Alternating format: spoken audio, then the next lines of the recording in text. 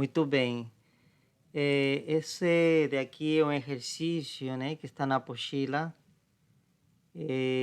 Então, que consiste no seguinte, né? Tem duas placas, tá? Uma das placas é carregada positivamente, né? Aqui tem carga positiva, mais, tá?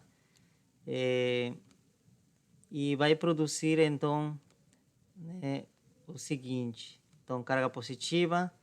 E aqui, essa outra placa B, a gente vai ter carga negativa, menos, menos, menos, tá?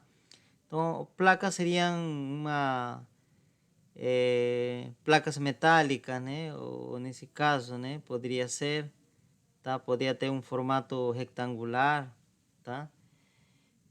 Então, e carregado positivamente quem está abaixo e negativamente que de cima, né? Embaixo positivamente. Muito bem, então essas placas são paralelas, tá? Então elas criam umas linhas de campo, tá? Perpendiculares a essas placas, né? É decir, que essas linhas vão formar um ângulo de 90, né? Com as placas aqui 90, 90 e assim, né? 90 aqui, aqui também 90 e assim, né? O professor só falou que ia gravar. Sim, eu tô gravando aqui. Ah, tá. Uhum. Muito bem. E o sentido do campo, o sentido do campo seria justamente do positivo ao negativo. Então, o sentido seria isso, né? Quer dizer que o campo elétrico está subindo, né? Tá subindo nesse caso. Então, vamos indicar o campo com a letra E. Muito bem. Tá?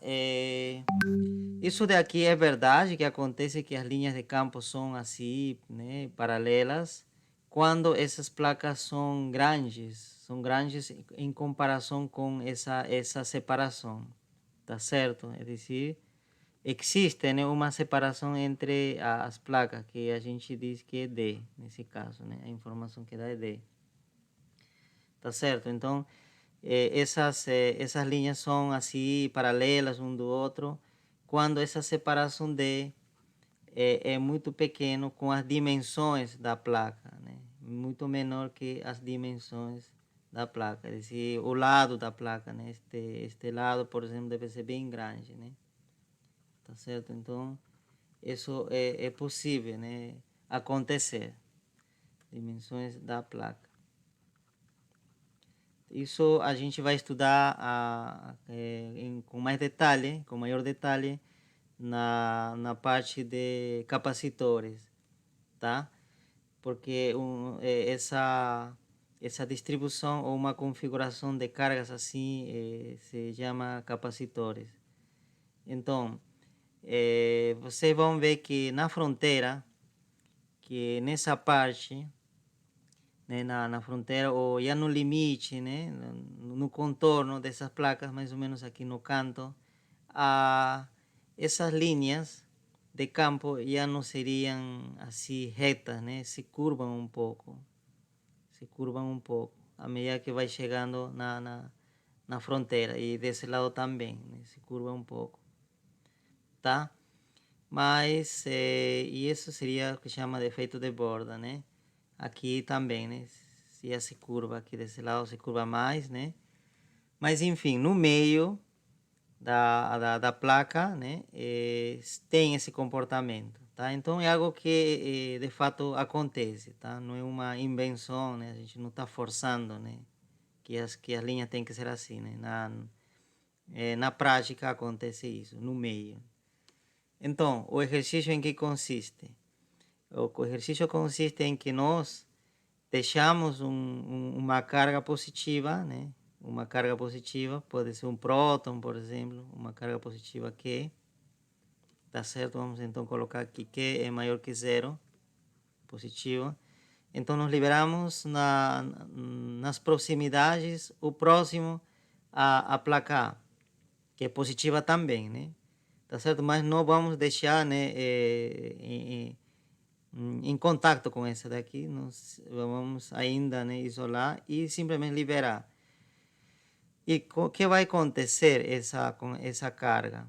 O que vai acontecer com essa carga? Essa carga vai interagir com o campo, né? O campo vai realizar uma força, né? Você lembra, a teoria é o seguinte, eu tenho um campo elétrico, e se eu coloco uma carga aqui, então essa carga vai sentir a influência desse campo, né? E a força, se vai sofrer alguma força, essa força, vectorialmente, é igual ao produto da carga que está aí pelo campo. Tá certo? Claro, se aqui existem duas possibilidades. Se a carga for positiva, então significa que a força e o campo têm o mesmo sentido. Tem o mesmo sentido. E de onde estou deduzindo isso? Estou deduzindo a partir de aqui, dessa fórmula, né? Por quê? Porque se aqui é positivo, então a força e E vão ser proporcionais, positivos, né? E se vão manter a mesma direção, tá? Imagina que E, né? Vamos dizer que seria um exemplo, né? Para que se entenda melhor isso. Imagina que E seria J, vamos dizer. É dizer, J é um versor para cima, né? Você sabe, né? Então, E, vamos dizer que simplesmente seria J. E vamos dizer que Q seria positivo. Vamos dizer que seria um número positivo. Vamos dizer 2. Ou 2 coulomb. Sem colocar unidades, porque o que importa é o sinal, né? 2. Então, a força seria, né? Olha, Q é 2. O Q é 2 positivo. E o J seria... O campo seria J, então teria 2J. E como seria 2J? Se isso era o campo, né? Você lembra que o campo era J, né? Para cima, né? E a força seria 2J, então seria simplesmente também um vetor que aponta para cima, mas né, com o dobro do tamanho, né? Porque E era J, mas a força seria 2J, né? Tá certo? A força seria 2J. Mas o que importa é que o campo e a força têm a mesma direção, tá vendo? Quando a carga é positiva, tá certo? Então, a isso que estou referindo aqui, né? Que se a carga é positiva, então a força e o campo têm o mesmo sentido, tá certo? Tá? E se for negativo, vou dar outro exemplo, né? Se for menos 2, por exemplo, então aqui já seria menos. Então, menos 2J não seria assim, não seria para cima, né? Seria contrário a isso. Então, seria um vetor assim. Seria menos 2J, né? Tá certo? Então, significa que se carga é negativa, então aqui podemos adicionar, se carga é negativa, menor que zero, então a força e o campo elétrico têm que sentidos contrários. Isso é importante, né? Que você reconheça, contrários, tá? Então, existem duas possibilidades. A fórmula é a mesma, independentemente do valor da carga, se é positivo ou negativo. A fórmula sempre será isso. Porém, se a carga é positiva, a força e o campo têm a mesma direção. Tá certo? Mesma direção. É dizer que essa carga vai ser puxada na mesma direção do campo. Tá certo? Essa seria a força. Mesma direção. Tá? Mas se a carga for negativa, então a força será contrária ao campo, será assim. Isso que nós provamos com esses exemplos bem simples, né? Ok? Então, em nosso caso, em que situação estamos? Nós estamos na situação de que nossa carga, estamos colocando aí, é dizer, esse Q é positivo. Então, significa que a força deve agir, né, seguindo esse enunciado, deve ter o mesmo sentido. É dizer, que a força deve ser, nesse caso, para cima. Tá certo? Para cima. Essa seria a força, né? Porque o campo tem esse sentido também, né? De baixo para cima. Então, a força também. Muito bem. Muito bem, então continuamos, né? Essa parte ficou claro. Agora nós queremos saber então quanto é a aceleração, né? Tá certo? Mas para poder saber a aceleração, nós precisamos calcular a força resultante. A força resultante, tá? Esse objeto é liberado desde o repouso. Assim diz o enunciado, tá? Tá certo? E desde repouso. Então, a velocidade inicial em x é zero, né? Vamos dizer que x seria para... vamos fazer o seguinte. Vamos chamar eixo x, essa linha aqui, que está sobre a placa A. E é aqui mesmo onde nós liberamos o objeto. Vamos chamar o eixo y. Acho que podemos fazer de outra cor aqui. Eixo y. Eixo y. Então a origem estaria por aqui, né? Eixo y passa por aqui ainda. Então aqui está a origem. Origem. Muito bem. Então a velocidade, né, inicial x, é dizer que horizontal é zero. E vertical também é zero. Tá? Porque o enunciado diz que liberamos de repouso. Tá? Repouso. Toda vez que diz isso, você pode já conseguir colocar essas informações, completar. Muito bem. Então, tenho essas informações. Significa, então, que esse objeto horizontalmente não vai andar, porque não tem velocidade, é zero. E também não tem nenhuma força horizontal. Aqui não está ventando, nada, não tem uma força horizontal nessa direção. Tá certo? Essa é uma força assim, não existe nesse caso. Não existe. Então não tem como esse objeto que está parado se mover para horizontalmente, né? Agora verticalmente sim, né? Claro, a velocidade inicial vertical, esse aqui vertical, é zero, não? É dizer que estava em repouso na direção vertical. Porém, como tem essa força, ela vai produzir uma aceleração. Então, vai se mover, né? Então, essa carga, né, em algum momento, né, vai subir, tá certo? Vai subir e vai alcançar esse ponto. Então, em algum momento, essa carga estará aqui, tá certo? Vai bater, né, nessa placa V. E o que está pedindo é com que velocidade, né, ele vai chegar a placa V, né? Com que velocidade? Essa velocidade que está pedindo, ok? Muito bem. Para simplificar nossa anotação, o que eu vou fazer? Eu não vou analisar na direção X, porque não acontece nenhum movimento na direção X. Então, descarto isso B0x ou B0y. Simplesmente, eu vou chamar B0. E já sei que seria na direção Y, tá? Porque todo movimento acontece na direção Y. Então, é zero. Tá certo? Horizontal, a gente já sabe que não acontece nada. Então, tudo será referente ao movimento vertical. Então, repouso significa isso. Muito bem. E nossa velocidade nesse ponto será SV. Muito bem. Agora sim, vamos calcular a aceleração, né? Usando a segunda lei de Newton. Segunda lei de Newton. Que a segunda lei de Newton que nos permite encontrar acelerações, né? A aceleração então será a força resultante que age sobre essa carga dividido pela sua massa, m. Muito bem. Então vamos determinar a força resultante, né? Isso que estava já falando por um tempo, determinar a força resultante. Então, como nós estamos trabalhando com movimento unidimensional, tá? Unidimensional. Então não precisa usar vetor, basta escalar, né? Somente. Fazemos o seguinte, que uma força para cima é positiva. Se aparece um vetor para cima, né? Por exemplo, um F, uma força, né? Ou aceleração, né? É positivo. Se esse vetor está apontando para baixo, né? Por exemplo, alguma coisa, então é negativo. Tá certo? Tá? Então, o sinal já nos vai dizer o sentido. Tá? Muito bem.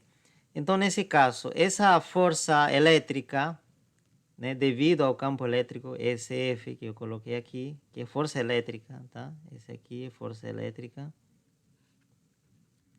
Força elétrica. Então, está para cima, então é positivo. Então, vamos colocar como F, nada mais. Tá certo? E que força mais poderia estar agindo sobre essa carga? Ela tem massa, então pode estar agindo a força gravidade. Então, o peso, né? O peso, que seria então mg. Tá certo? E por que menos? Coloquei menos aqui. É porque a força gravidade é para baixo. Nós estamos considerando que isso daqui está em cima de alguma mesa, né? Vamos dizer que essa placa está em cima da mesa e dizer que a Terra está por aqui, né? A Terra, a superfície da Terra está aqui. Então está puxando para baixo a força da gravidade, né? Então, menos. Tá certo? Por causa disso é menos. Ok? Muito bem. Certo. Então já nós temos. Então vamos substituir na aceleração. Falta a força, né? Quanto é a força? Eu acredito que já falei, né? A força elétrica, né? A força elétrica seria, então, a carga, né? Multiplicado pelo campo. Tá certo? Então, aqui já nos substituímos. Então, seria carga pelo campo. Muito bem. E substituímos aqui, então, seria carga, campo, menos mg. Tá certo? Dividido pela massa. Ok?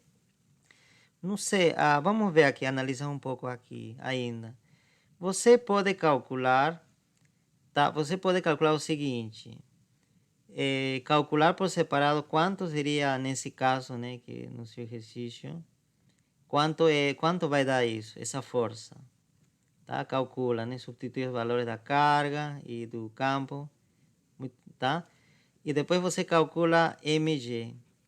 Também, né? A massa, né, do objeto pelo g. Calcula. E você vai ver que esse valor vai ser muito grande em comparado com isso. Tá certo? Muito grande. Esse aqui vai ser muito grande. Muito grande. Comparado com quem? Com mg, com o peso, né? Tá certo? Então, é dizer, por exemplo, para esse valor pode encontrar algum valor assim, né? Vamos dizer, 100 newton. Vamos imaginar. E para o peso você vai encontrar, por exemplo, 0,00 newton, por exemplo. Então, esse aqui é muito grande que isso. E quando você substituir nessa fórmula, esse valor não vai restar tanto a esse 100 newton. Não vai restar, não vai tirar quase nada.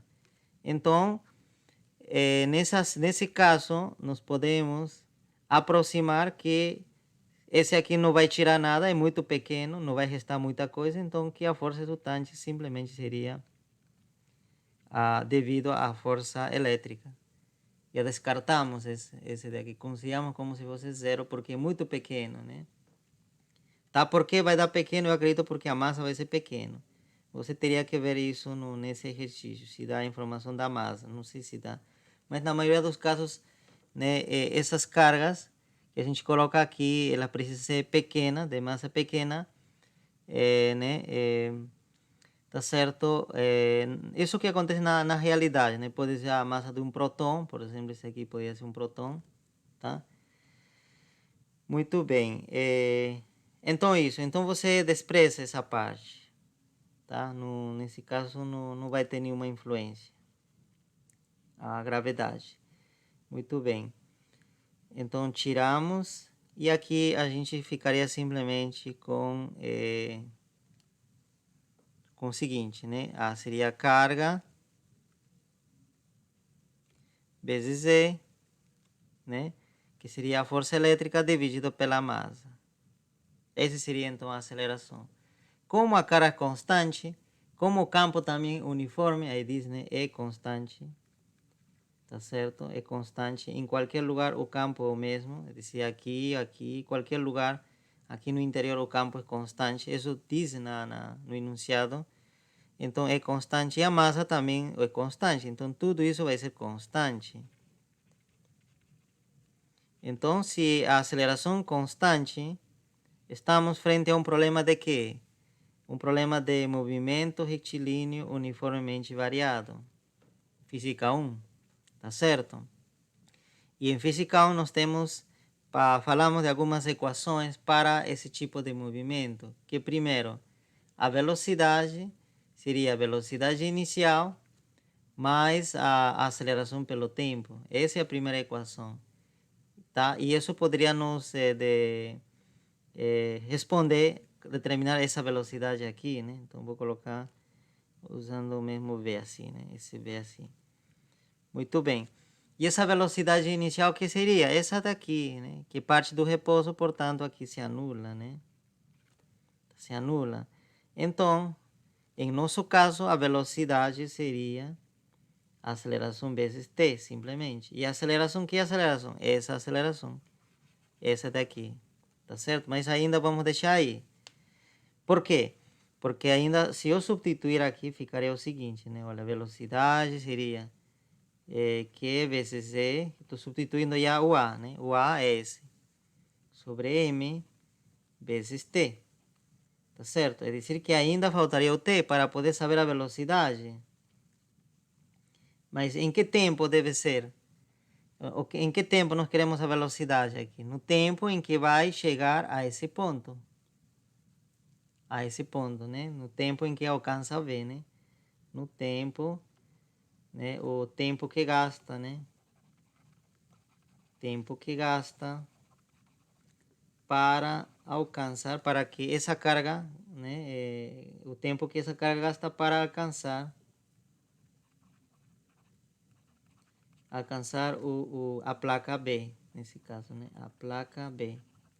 Muito bem, é isso, né? Para que você saiba o que é esse T. Mas nesse caso a gente não sabe ainda, né? Sabemos tudo isso, mas não sabemos o T, porque esse daqui é uma fórmula de V para qualquer tempo ainda, geral. Então vamos ver outra forma de encontrar esse T.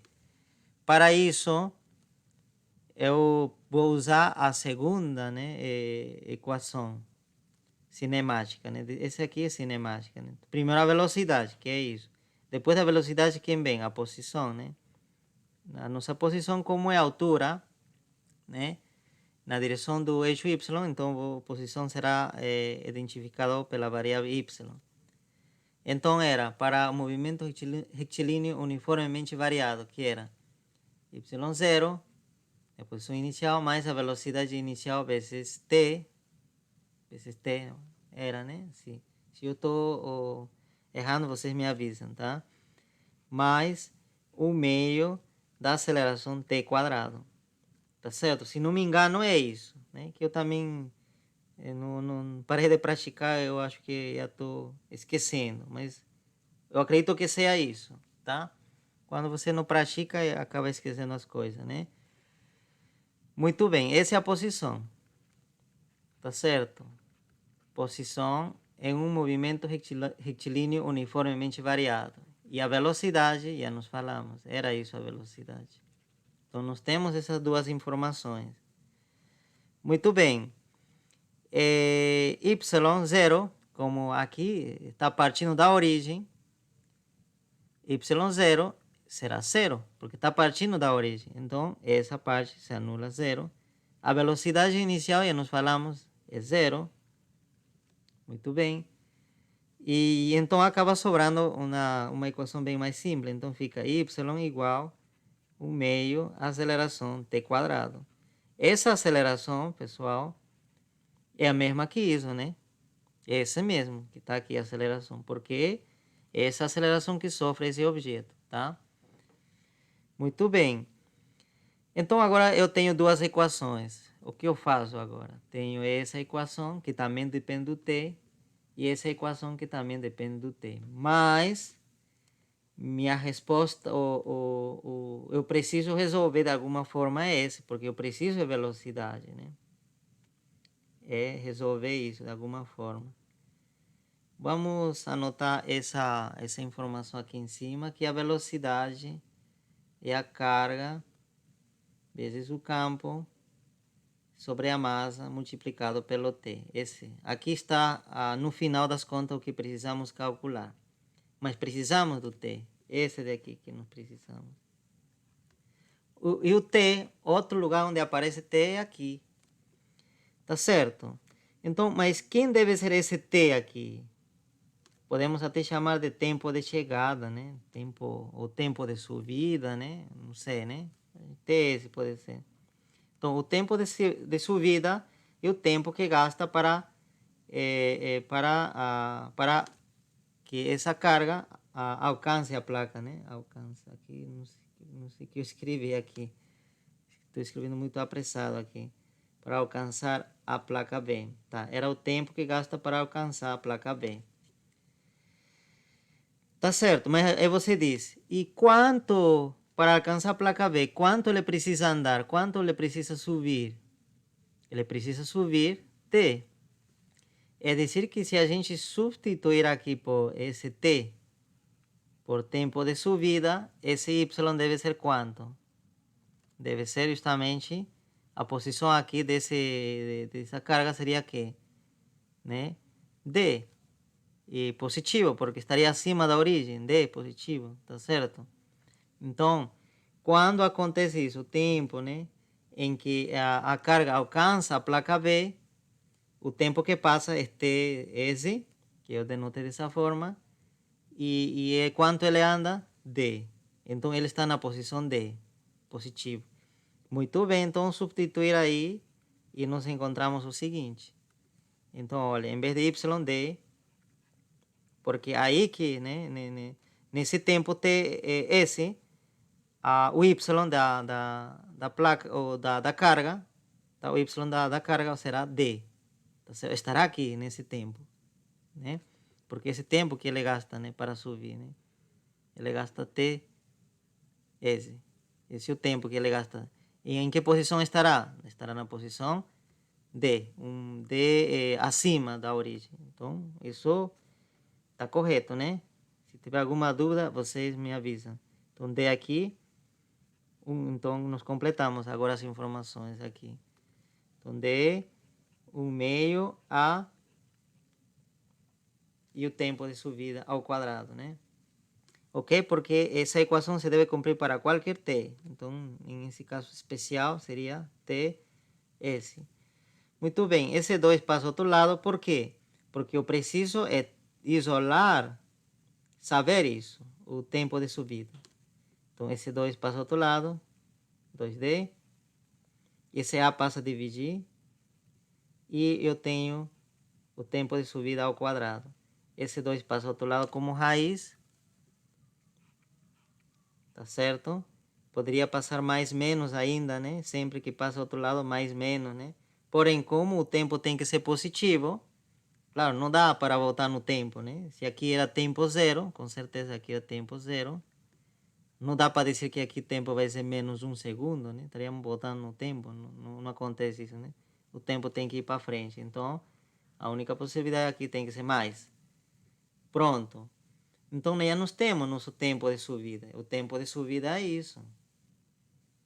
Tá? Então, vamos substituir isso aqui, né? Esse aqui é a velocidade, né? Vou dizer na placa B, até vou colocar dessa forma. Já na placa B, indicando com esse parênteses, não é qualquer velocidade, senão a velocidade quando está a carga na placa B, seria que a carga vezes o campo, né? Tudo isso era aceleração, você lembra? Essa era a aceleração, né? Estou reescrevendo, vezes o tempo que gasta para subir, né? Para deslocar essa posição. E quanto é esse? Seria essa daqui. Tá? 2D vezes A. Muito bem, então depois disso é só substituir. Perdão, aqui eu estou me confundindo. Aqui está aparecendo o A ainda, né? Tá bom. Vamos fazer o seguinte, né? Na verdade, aqui vamos manter o A, porque aqui ficou meio confuso, né? Vamos manter então velocidade, seria aceleração por T, vezes T. E isso era A ainda, né? A, então multiplicar por isso. Então a velocidade na placa B, né, da velocidade da carga na placa B, seria isso, né? Então, aqui seria, se a gente substituir A, ou podemos simplificar primeiro, olha. Como podemos fazer isso? Não sei se vocês me entendem. Seria o seguinte, olha, imagina que eu tenho uma raiz aqui, vamos dizer, de 3, e aqui por fora tenho 2. Esse 2 pode entrar dentro da raiz, né? E vai entrar multiplicando, pode entrar, mas o que acontece? Quando esse 2 entra dentro da raiz, ela pode entrar, mas você precisa levar ao quadrado. Sempre. E vai multiplicar por 3. É dizer que é possível colocar um número que está fora da raiz dentro, mas tem que estar multiplicando. Tá certo? Tem que estar multiplicando. Pode entrar, mas eu tenho que levar ao quadrado. Se aqui fosse, por exemplo, 5, aqui tem que ser 5 ao quadrado. Se fosse 9, né? 9 ou 7, então aqui entra como 7 quadrado. É dizer, dá. Então, nesse caso, esse A pode entrar dentro da raiz para poder simplificar aqui? Pode. Então, vai ficar raiz e A grandão. Mas como aconteceu aqui, quando entra, vai entrar como A quadrado. Vezes 2D, está multiplicando aqui, né? Sobre A. Então, aí simplificamos. Né? Isso vai embora. E, portanto, nós temos que nossa velocidade, tá? Nossa velocidade em B nossa velocidade em B seria a raiz de esse 2 passa para frente, 2, aceleração D. Seria isso. Muito bem. E D você conhece, aceleração conhece por quê? Aceleração é isso. Você calcula por separado se você quiser. E depois você substitui aqui. Ou você joga essa informação aqui da forma como você quiser. Mas já está. A fórmula é essa. Essa e essa, conjuntamente, né? Ok. Então, esse seria usando, né, as propriedades do movimento retilíneo uniformemente variado, né, escrevendo as equações da cinemática, né, a velocidade y. Mas existe outro caminho, que seria que é mais rápido, que seria a equação de Torricelli. Existe isso. Porque a equação de Torricelli funciona também para movimento retilíneo uniformemente variado. Olha, então, pessoal, pode haver variações em relação ao exercício, né, que acabei de apresentar. Tá, acabei de apresentar foi quando o objeto estava em repouso aqui, né? Não tinha nenhuma velocidade na direção horizontal, nenhuma velocidade na direção vertical. Então, vamos imaginar que a gente lança esse objeto aqui, né, verticalmente. Verticalmente, perdão, né? Nesse caso, horizontalmente. Imagina que esse objeto tem uma certa velocidade horizontal, né?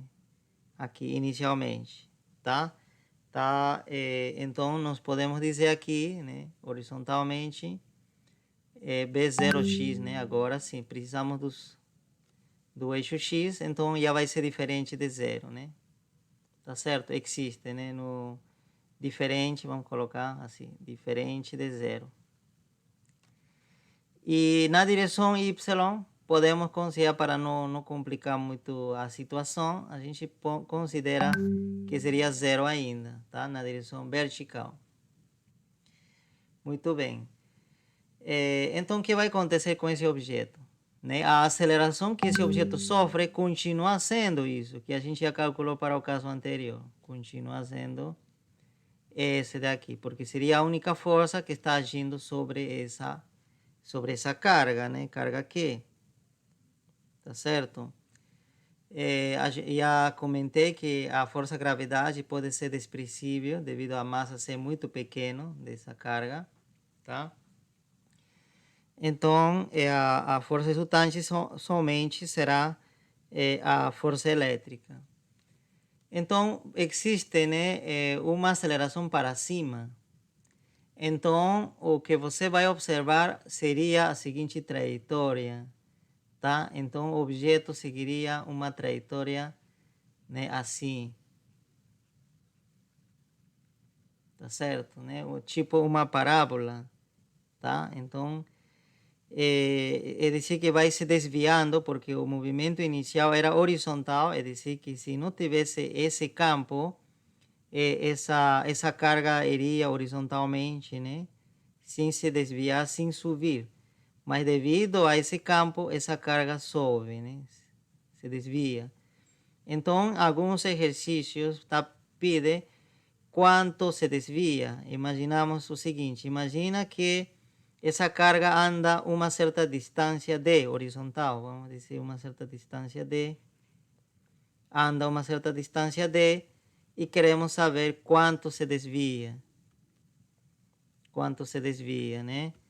Tá certo? Então, aqui seria, esse seria o desvio, né? Quando horizontalmente anda D, pero não pode ser D, né? Porque D seria já a separação aqui, né? Então, vamos colocar outra coisa. Podemos chamar delta x, por exemplo, né? O deslocamento horizontal, delta x. E quanto se desvia na direção vertical, que a gente também pode chamar delta y. Tá certo? Então, isso aparece em alguns exercícios, tá? Se, por exemplo, se delta x for 20 centímetros, quanto é o delta y? Quanto se desvia na direção y? Tá certo, né? Isso pode aparecer. E para resolver esse problema, fazemos o seguinte. Agora tem que ser bidimensional, né? 2D. Temos que analisar nas duas direções. Muito bem. Vamos começar na direção aqui, na direção vertical, porque isso tem a ver com a direção vertical. Então, vamos escrever a lei horária na direção vertical. Que seria? Seria y0, b0 a vezes t. Novamente estou escrevendo, né, as equações da cinemática do movimento retilíneo uniformemente variado, né? Tá certo? M, R, U, V. Tá? Somente para esse tipo de movimento se cumpre isso, né? Então, em nosso caso aqui, continuamos mantendo a origem aqui mesmo. Tá certo? Então, olha, inicialmente, então, y0, vamos colocar as condições iniciais. As velocidades são essas. Mas e as posições? x0, aqui a origem, então, também o x vale 0. O y0 também é 0. Somente essa velocidade que é diferente de 0, né? A velocidade horizontal. O restante é 0. Aqui 0, 0, 0. Então, esse aqui é na direção vertical, né? Então, y0, aqui seria, então, em vez de ser b0, seria o seguinte, né? Seria b0y, né? Porque é na direção, aqui seria vertical. Estamos analisando vertical primeiro. Então, esse aqui é 0. Esse aqui também é 0. Então, fica simplesmente y igual a 1 meio t quadrado. E que mais? A gente sabe, né? Nós temos isso. E com certeza, o delta y, esse aumento, né? Ou esse desvio, seria a posição, ou seria o valor do y, mas em que tempo? Em que tempo seria esse valor? Seria no tempo que ele gasta, né, de ir de aqui até aqui. É dizer, aqui, né? Então, em que tempo essa carga estaria nesse ponto? Então, vamos chamar isso de tempo de desvio, por exemplo. Tempo TD. Quando essa carga está nesse ponto, exatamente aqui, é dizer que sua posição horizontal é delta x, a gente chama de TD. Tá certo? Então, nesse momento, quanto vale o y dessa carga? Nesse momento, o y vale delta y. Isso também seria o desvio. Tá certo? Esse seria o y. E nós sabemos que isso seria o desvio, que nós estamos denotando com delta y. tá? Então significa que se aqui, em vez de colocar t, a gente coloca simplesmente o td, o tempo, né? A gente, vamos dizer que a gente consegue medir, né? E dá um tempo, vamos dizer 2 segundos, 3 segundos. Se a gente substituir aqui, e a gente vai obter o quê? Justamente o desvio, ΔY. Tá certo? Muito bem. E A nós já conhecemos, que é isso. Então está faltando determinar isso. Claro, em nosso caso não temos, não vamos fazer experimentalmente isso. Não vamos medir o tempo aqui usando um relógio, senão vamos usar uma equação na outra direção, porque nesse tempo TD, essa carga consegue andar essa distância horizontalmente. Então aqui nós podemos escrever a equação horizontal. Seria então, horizontal seria a posição inicial mais a velocidade inicial em x, né? X vezes t. Esse seria na direção horizontal. E aí você pode se perguntar, mas por que você não considera a aceleração nessa direção também, na direção horizontal? É porque nessa direção não tem aceleração. Nessa direção não tem nenhuma força. Então essa parte se anula, a aceleração zero, né? Se anula. Então nessa parte nem seria uniformemente variado. Nessa direção seria simplesmente MRU, nada mais.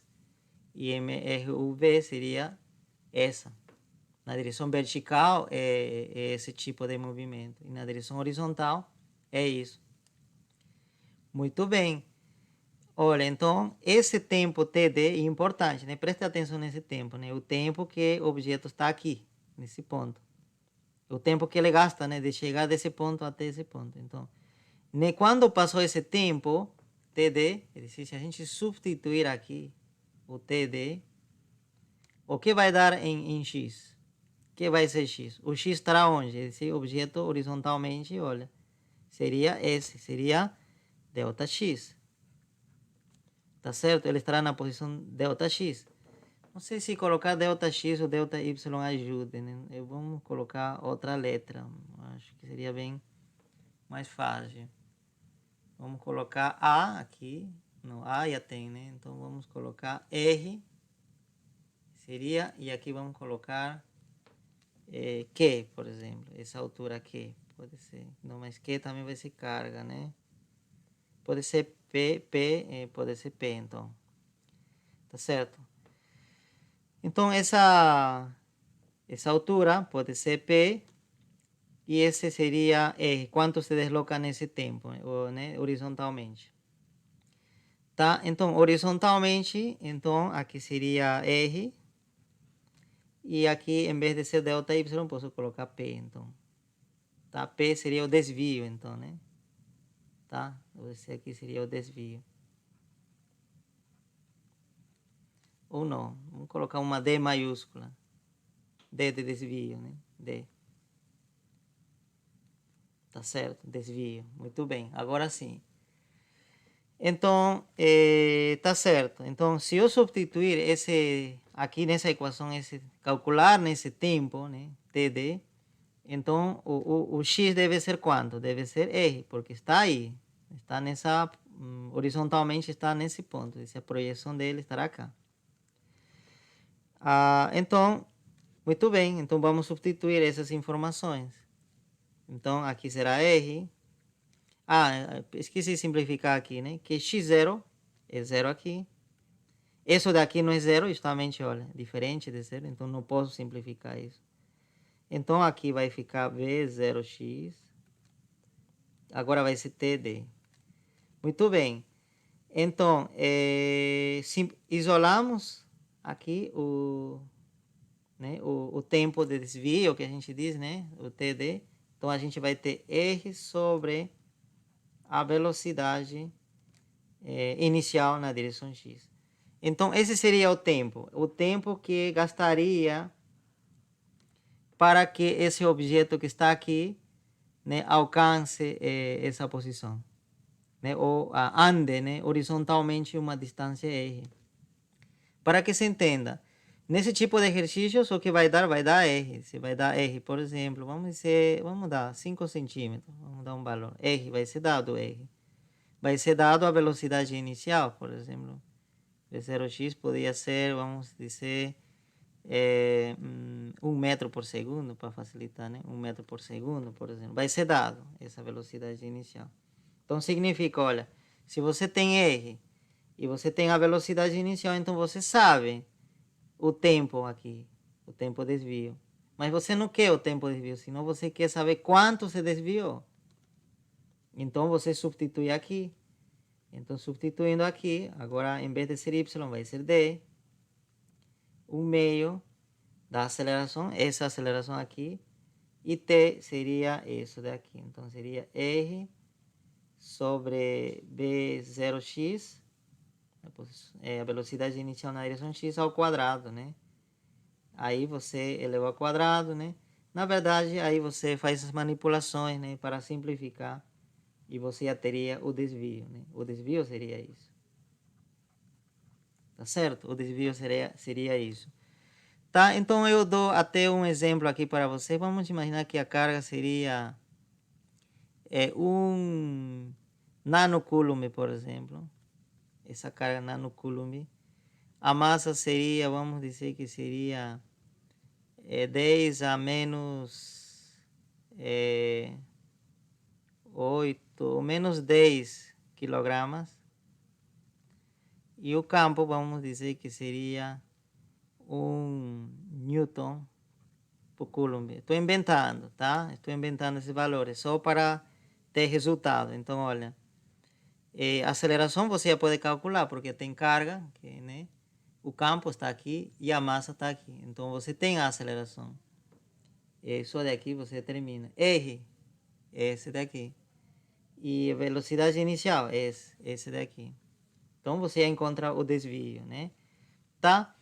E aí, ainda, se você poderia dizer, olha, e se aumentar o desvio? Imagina que a gente quer aumentar o desvio, né? Imagina que a gente quer agora calcular o desvio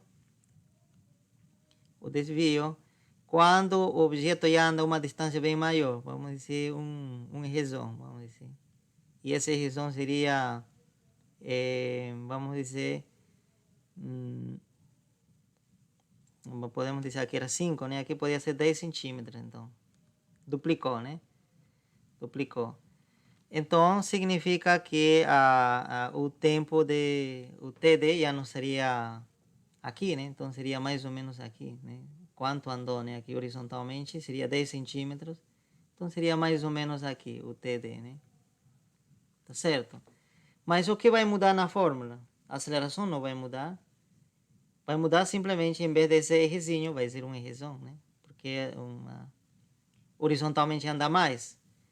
Tá certo? Então, eu vou mudar aqui. A velocidade inicial não vai mudar, porque, né? O objeto parte com a mesma velocidade, só muda isso, né? Tá?